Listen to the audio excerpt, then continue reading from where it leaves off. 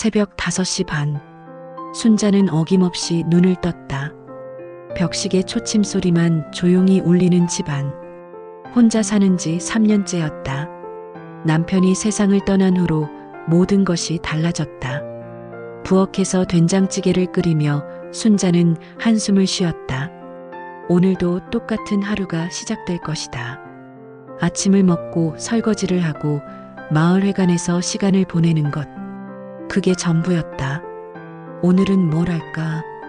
혼잣말이 습관이 되었다. 밥을 먹으며 창밖을 바라봤다. 평범한 아침이었다. 그런데 갑자기 이상한 소리가 들렸다. 끙끙거리는 작은 울음소리였다. 창문으로 다가가 커튼을 걷었다. 마당 한 구석에 작은 그림자가 웅크리고 있었다. 강아지였다.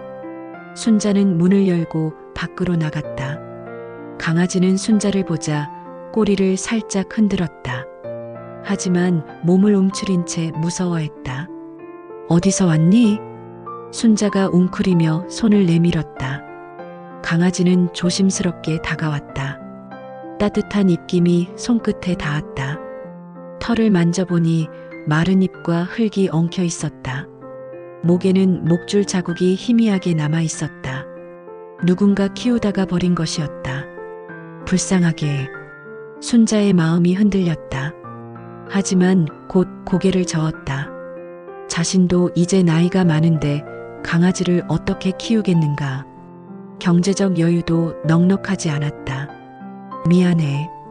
아줌마도 혼자 사는데 너까지는 못 키워. 순자는 집으로 돌아갔다. 뒤에서 강아지가 작게 울었지만 돌아보지 않았다. 밥을 먹는 동안에도 강아지 생각이 계속 났다. 지금쯤 어디로 갔을까? 밥은 먹었을까? 마을회관에서도 마음이 편치 않았다. 다른 할머니들과 화투를 치면서도 자꾸 강아지가 떠올랐다. 집에 돌아가는 길에 마당을 살펴봤지만 강아지는 보이지 않았다. 그제야 마음이 좀 편해졌다. 저녁을 혼자 먹으며 순자는 또다시 한숨을 쉬었다. 밥상 앞에 혼자 앉아 있으니 더욱 쓸쓸했다. 이불을 덮고 누우니 오늘 아침의 일이 다시 생각났다. 강아지의 작은 눈망울이 자꾸 떠올랐다. 무섭다는 듯 몸을 움츠렸던 모습도, 하지만 꼬리를 살짝 흔들었던 것도. 괜찮겠지. 순자는 눈을 감았다. 내일이면 잊힐 것이라고 생각했다. 사흘이 지났다. 순자는 평소처럼 장을 보러 나갔다. 하늘에 구름이 가득했다. 비가 올 것 같아 우산을 챙겼다. 시장에서 필요한 것들을 샀다. 배추와 무 그리고 생선 한 마리. 계산을 마치고 나오는데 빗방울이 떨어지기 시작했다. 순자는 서둘러 우산을 폈다.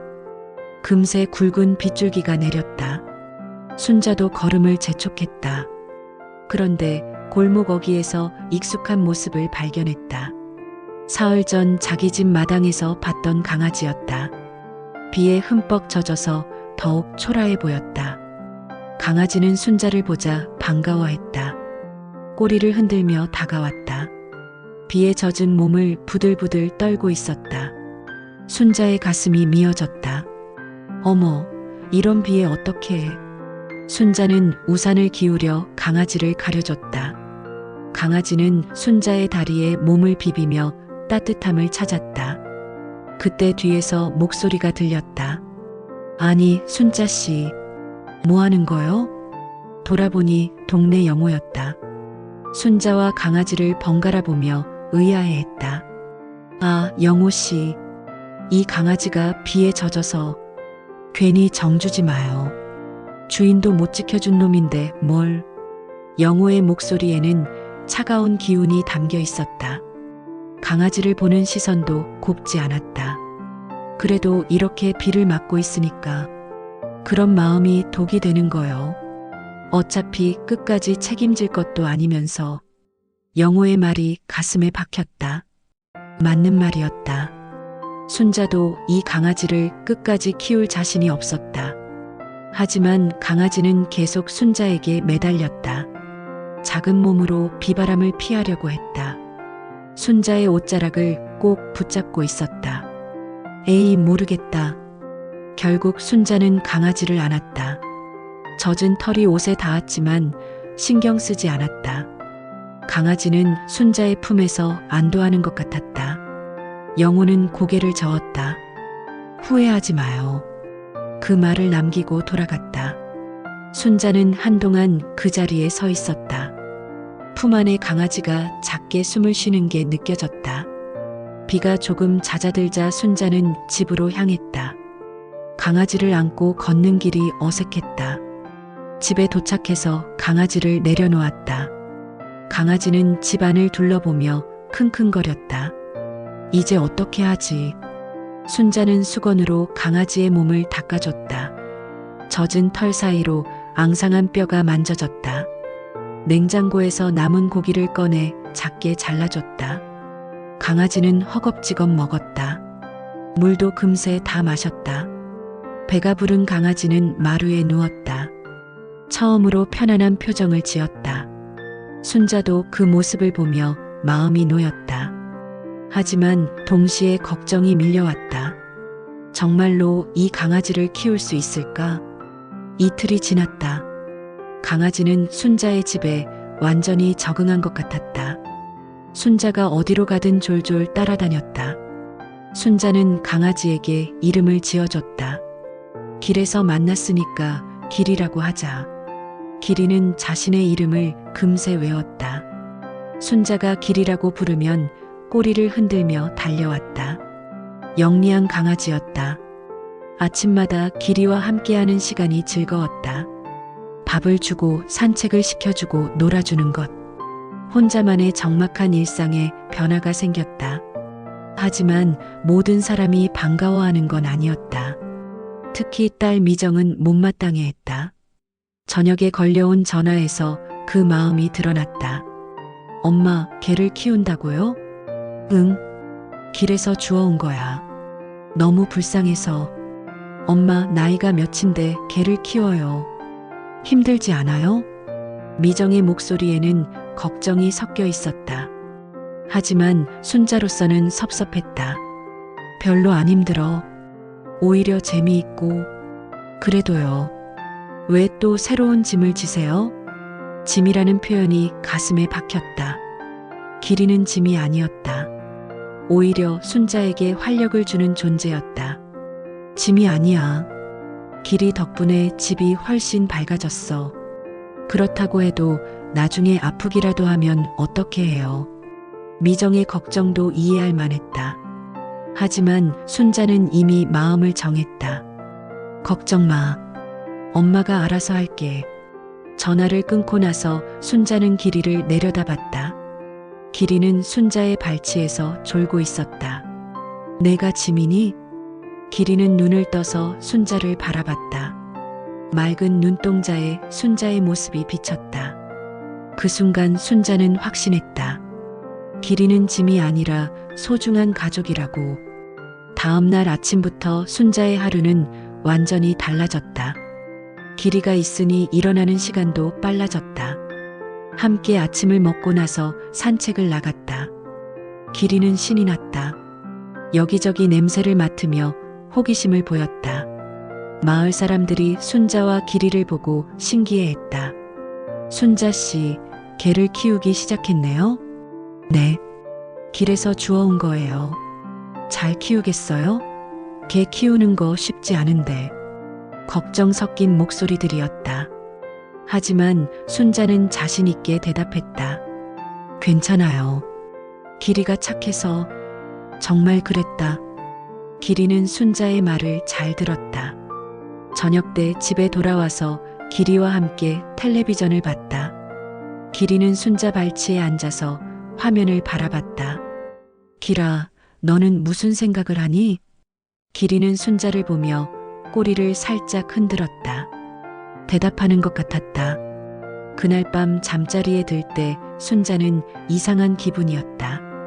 오랜만에 마음이 따뜻했다. 혼자가 아니라는 느낌. 일주일이 지나자 마을에 소문이 퍼졌다. 순자가 개를 키우기 시작했다는 것. 사람들의 반응은 엇갈렸다. 마을회관에서 만난 할머니들은 걱정부터 했다. 순자야, 나이 들어서 걔는 무슨 개냐? 맞아. 힘들기만 할 텐데.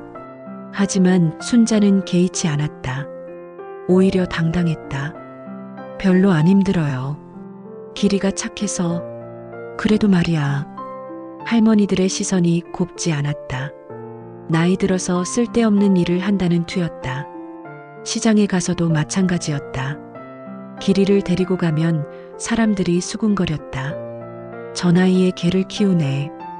혼자 살기도 바쁜데. 하지만 길이 덕분에 좋은 일도 있었다.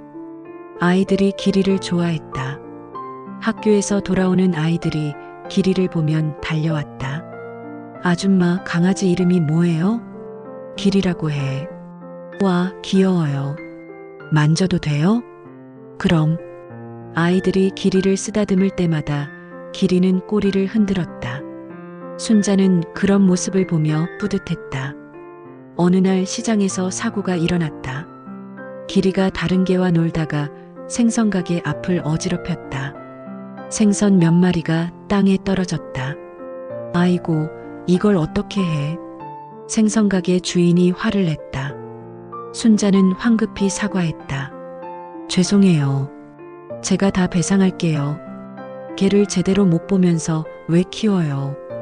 주인의 목소리가 날카로웠다. 순자는 얼굴이 빨개졌다. 돈을 주고 생선을 샀다. 집에 가는 길에 순자는 한숨을 쉬었다. 길아, 내 잘못이 아니야. 순자가 길이를 쓰다듬어 줬다. 길이는 순자를 올려다보며 꼬리를 살짝 흔들었다. 하지만 그런 일들이 몇 번 더 생겼다. 길이가 다른 개들과 놀다가 작은 사고를 치는 것. 그때마다 순자는 사과하고 배상해야 했다. 마을 사람들의 시선이 점점 차가워졌다. 개 때문에 동네가 시끄러워졌어.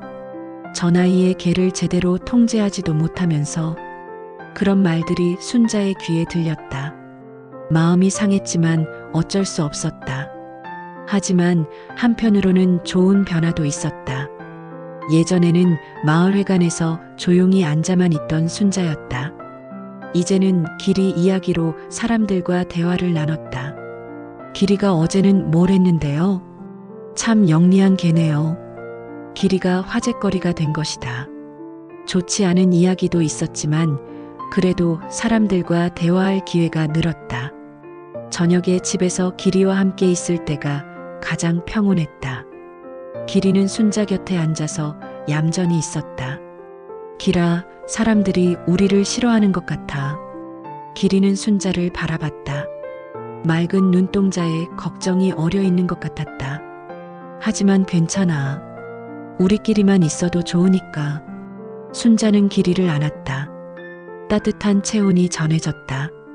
세상이 모두 등을 돌려도 길이만은 자신 편이라는 생각이 들었다.